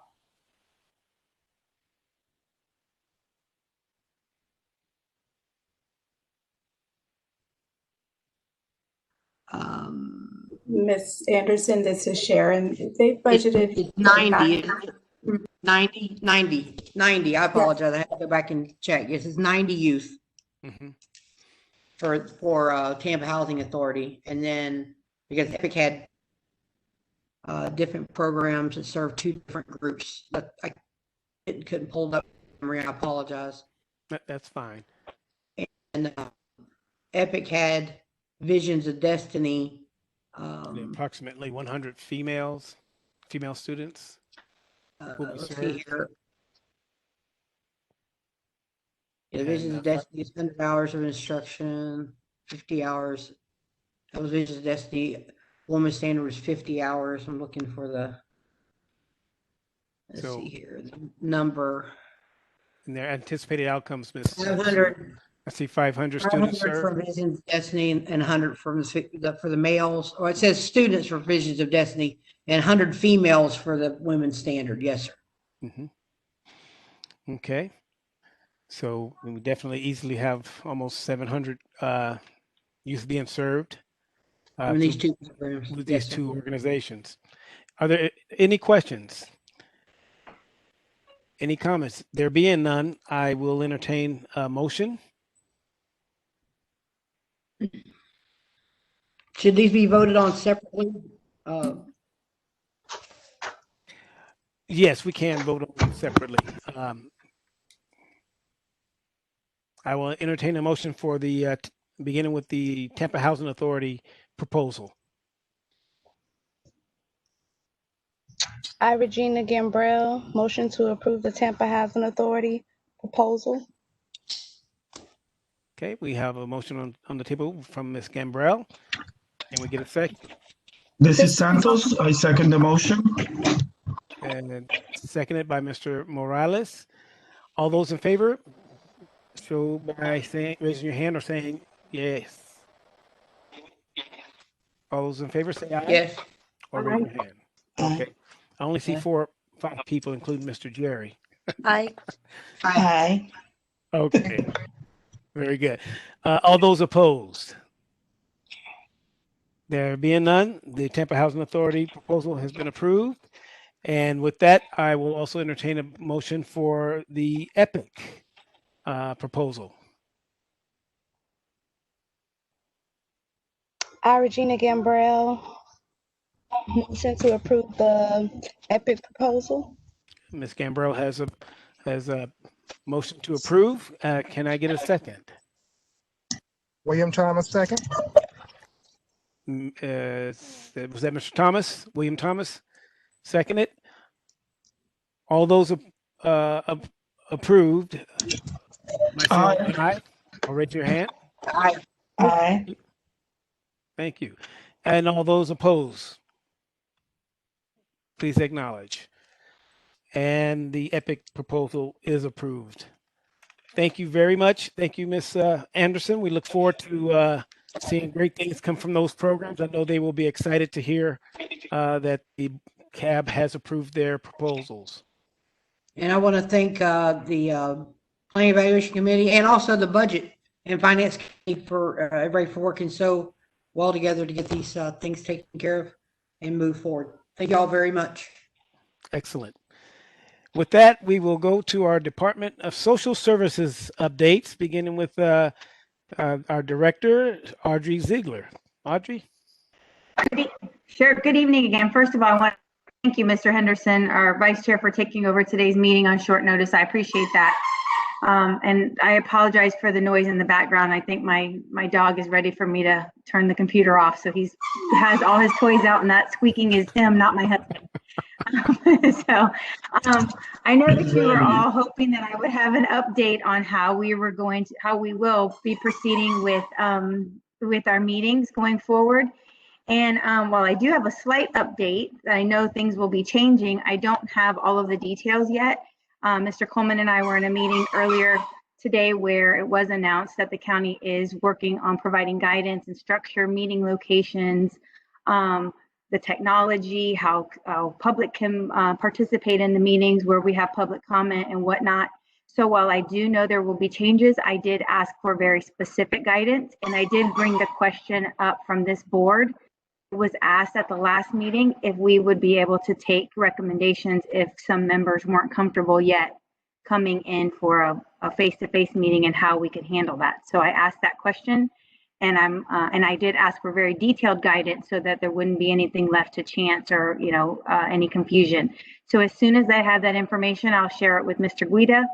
and I'll share it with Madam Chair, and then we'll regroup and try to formulate a plan as soon as we can so that we can stay on track with our meeting schedule. So changes are coming. I just don't have the details for now. What I will leave you with is to plan on, for now, tentatively plan on us needing to have a quorum for voting purposes in person, and everyone else can participate virtually.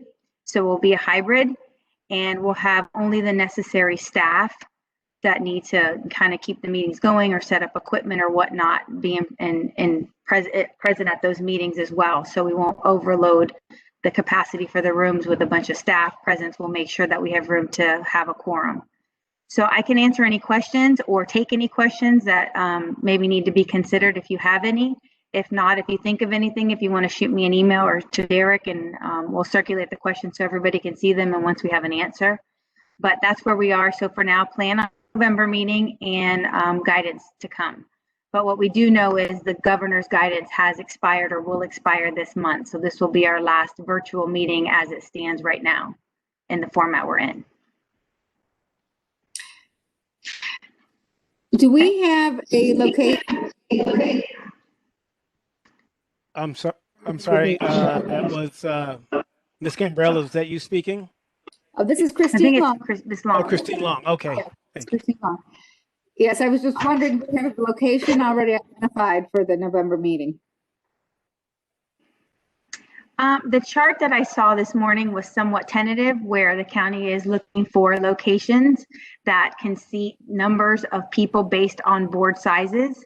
It looked to me, and I could be wrong, and I don't want to defer to Albert Coleman just yet because we received the same information. It was very high level, but it looked to me like the county center was an option that had a room big enough.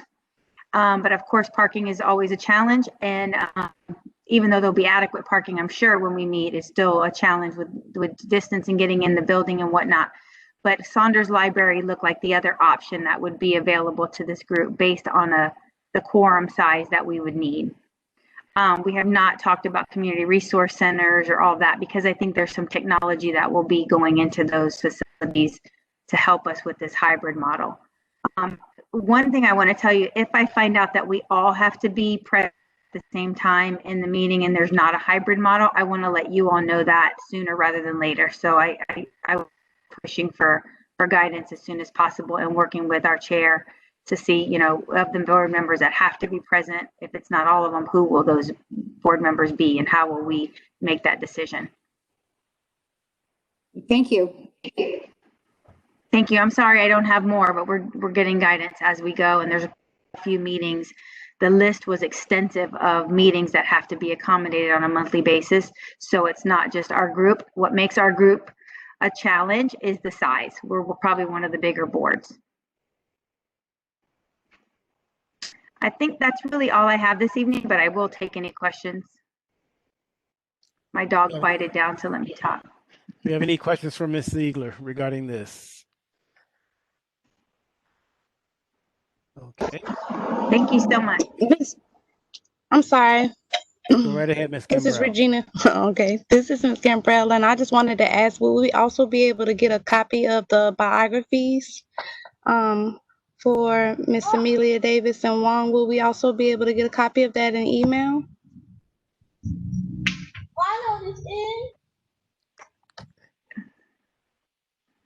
So Ms. I Ziegler, don't, Mr. Wong did you probably, hear? yeah, yes, I was waiting to see if someone else chimed in.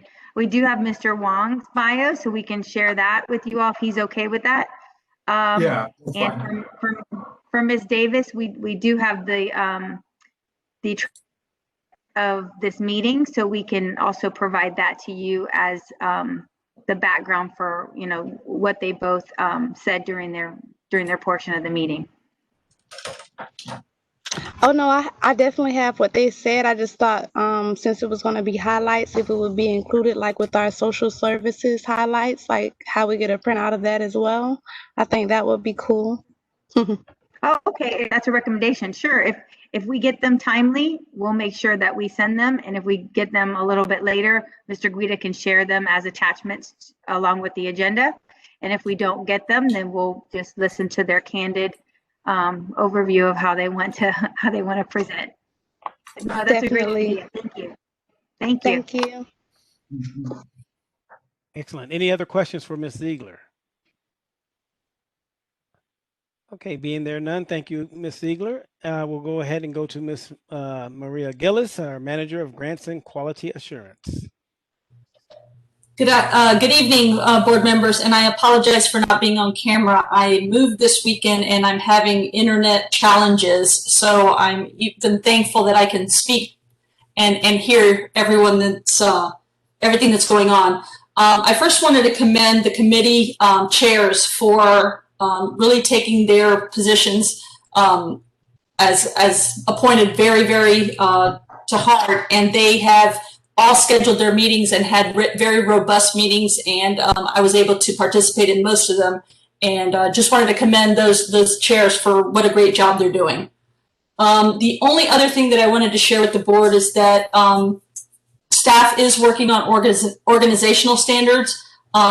DEO has given us a deadline of January, but as many of you know, it's pages and pages and pages of documents that we have to provide to the state to be in compliance. So we will be putting that together, and we will share with the board as we go along where we are in the process to ensure that we're in compliance and answer any questions that the board may have.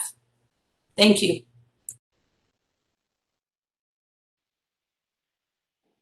Any questions for Ms. Ziegler?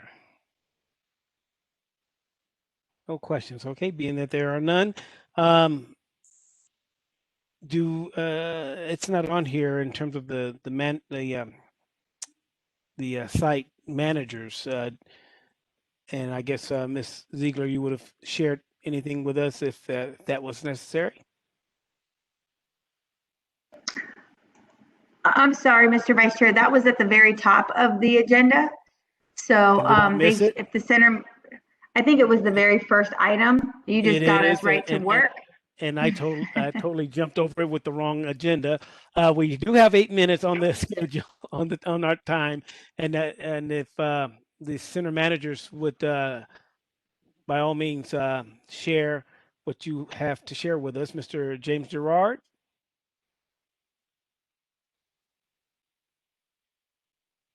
Mr. Gerard, are you online still? Okay, we'll go to Sharon Gordon.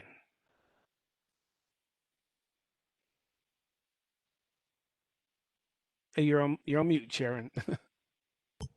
Oh, goodness. There you go. I don't have anything to add, but I would like to follow behind Ms. Gillis in regards to, I do commend the board, the committee chairs, the executive committee on your leadership and how you've been able to sustain through these COVID times and meeting virtually. I think you've done an excellent job with keeping everything together and going. So thank you so much for your service.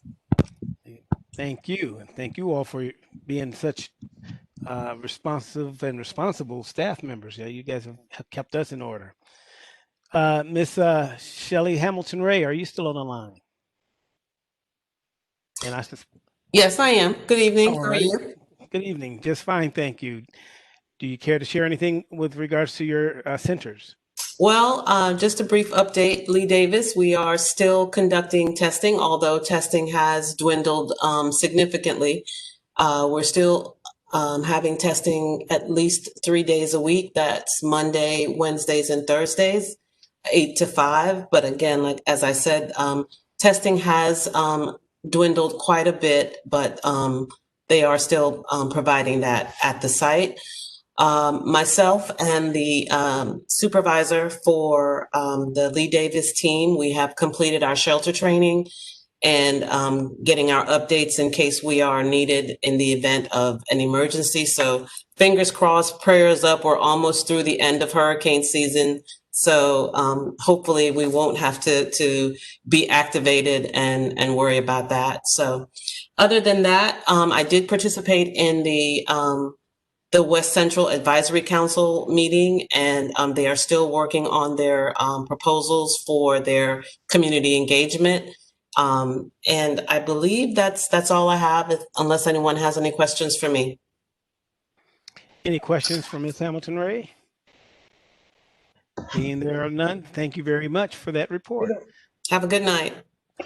Good night. Mr. Mai, Chin Mai. Hello, everyone. Chen Mai for Plant City and South Shore. For our two centers, the COVID testing has ceased. They closed that operation probably about a week ago.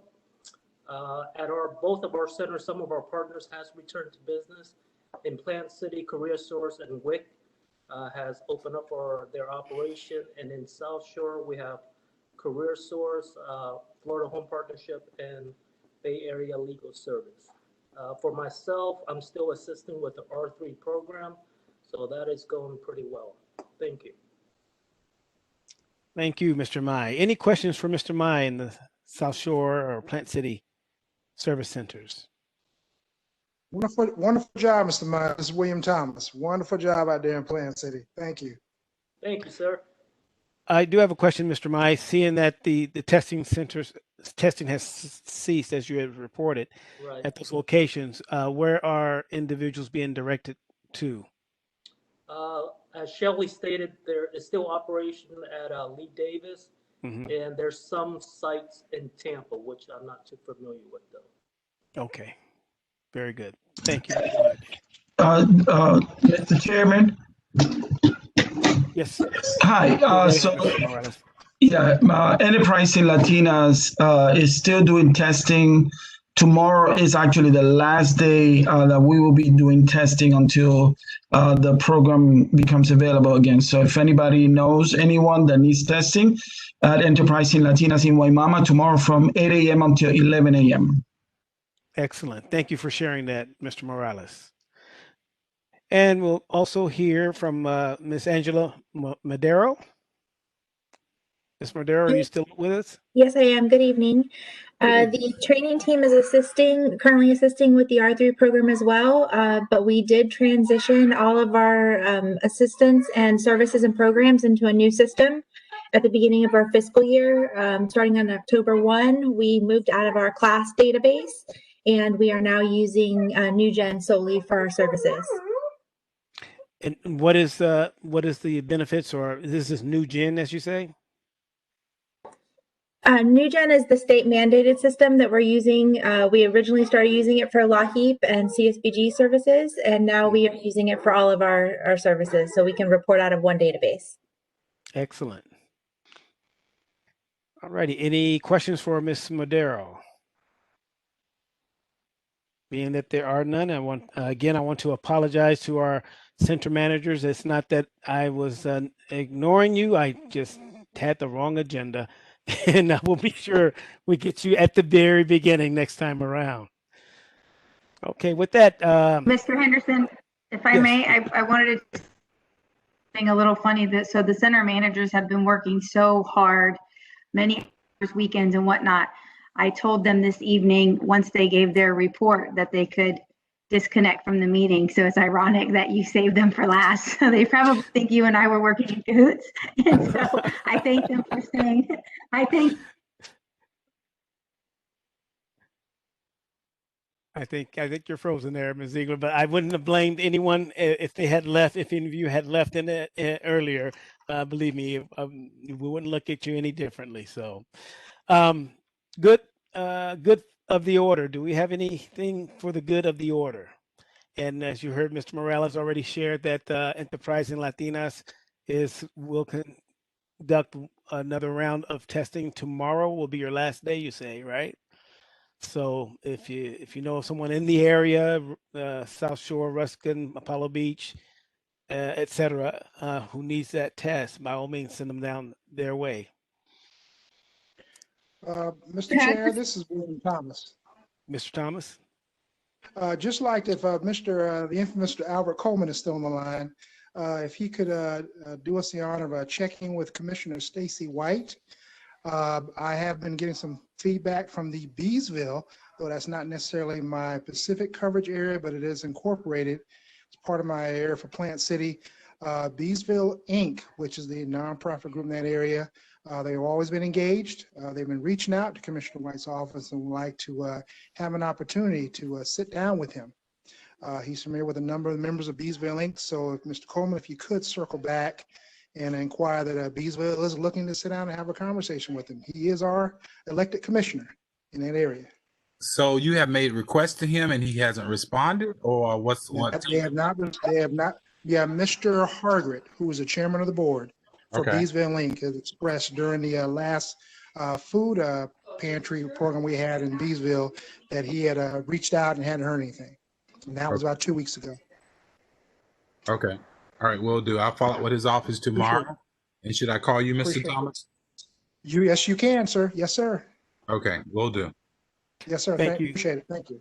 Thank you for that, Mr. Coleman. And also, Ms. Mitchell, you are his official representative or representing his office. Shoot him an email and let him know that that we're looking to hear from him, or Beesville is looking to hear from him as well. Okay, thank you. I will. A number of folks asking. All righty. Any other items for the good of the order? Yes, Mr. Henderson, this is Christine Long. Yes, Ms. Long. Yes, Metropolitan Ministries is getting ready to start our holiday distribution registration process. It's going to be a very simple online process this year. And it's going to be opening up, I believe, on the 26th. We'll be sending information out to the community as a whole. We're doing a drive-through system this year, as well as a lot of community partners. We're trying to get in everybody's neighborhood so folks do not have to come down to Tampa to receive holiday assistance this year. Folks can sign up for whichever location is most convenient for them and select toy options for their children, preferences for their children during the sign-up process. So we encourage, of course, the community to participate in this, especially with so many folks struggling during this time. Thank you, Ms. Christine. Long. Thank you, Ms. Long. And I know that the Greater Tampa Realtors are looking forward to trying to have boots on the ground and help you with masks on. Thank you. Thank you. Volunteers are a challenge because folks are cautious about volunteering. We completely understand that. And we are following very strict safety guidelines, small group sizes, across the board. I think volunteers will have a positive experience if they decide to volunteer. And the volunteer registration is open across the board. You can go on our website and any groups can sign up, or individuals can sign up to volunteer right now. Are they looking for agency partners at this time? We are still developing agency partners. Yes. So please feel free to reach out to me if you believe we have 2 partners already signed up for Plant City, but I'll be happy to take a look at that and see if there's more need in Plant City. All right, let me know. Okay. Any other items for the good of the order?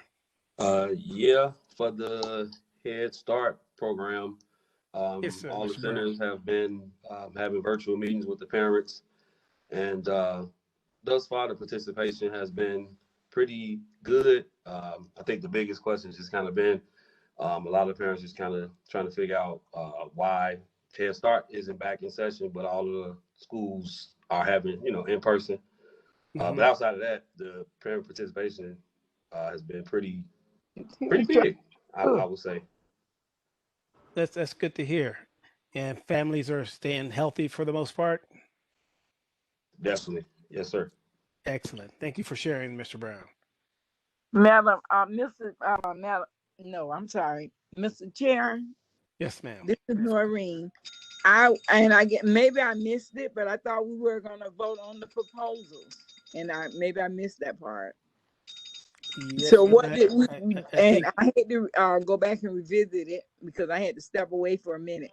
But did we? You're referring to the Tampa Housing Authority and the EPIC proposals? Did we decide on those 2 proposals? They have been approved to be funded. Split the money between the 2, and so they can move on and we can get that behind us. No, ma'am. One is going to be funded out of the CARES educational funds that we had set aside, and the other is going to be funded through the CSBG and a little bit of leftover money to try to dispense with in the months to come. Okay, I'm sorry, I missed that part. So if they come out of the CARES money, do we have to send a modification to DEO to rectify to take that money out of there if it's over 10%. And it sounds like it is. So do we have to send a proposal to DEO to get that done? No, ma'am, I do not believe we have to because we've already set that budget. But Ms. Trotter or staff, anybody on staff want to answer that question?